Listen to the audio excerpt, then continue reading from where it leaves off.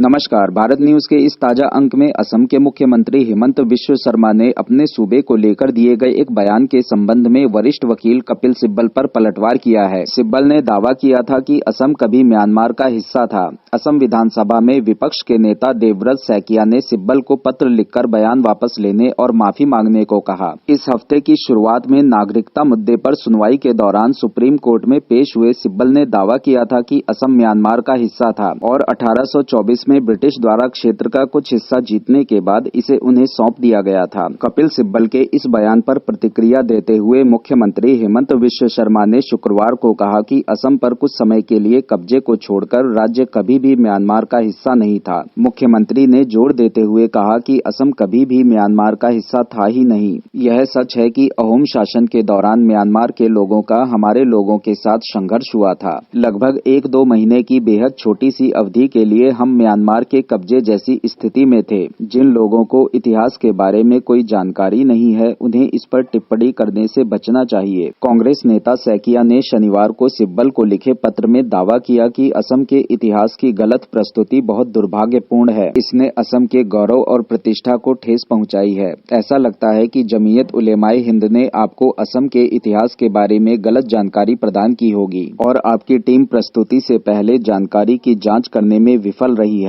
बता दें कि कपिल सिब्बल लंबे समय तक कांग्रेस में थे और केंद्र में मंत्री भी रह चुके हैं। सोशल मीडिया पर भी कपिल सिब्बल के इस बयान की काफी आलोचना हुई और लोगों ने उनके लिए बेहद कड़े शब्द इस्तेमाल किए। बता दें कि नागरिकता अधिनियम 1955 की धारा 6A की वैधता को चुनौती देने वाली याचिकाओं पर सुनवाई के दौरान कपिल सिब्बल ने असम को लेकर उक्त बात कही थी। यह विवाद ऐसे समय सामने आया है जब मणिपुर में अवैध प्रवासियों का मुद्दा हिंसा का कारण बन रहा है। आइए कपिल सिब्बल द्वारा सुप्रीम कोर्ट में दिए गए इस वक्तव्य को सुनते हैं। It cannot be mapped. No migration can ever be mapped.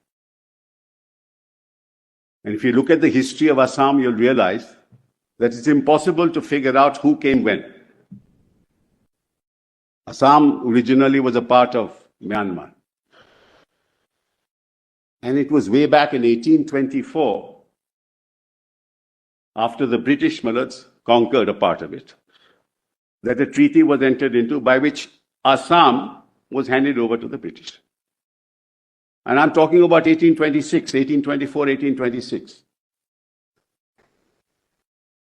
You can imagine the kind of movements of peoples that must have taken place in the context of the then British Empire.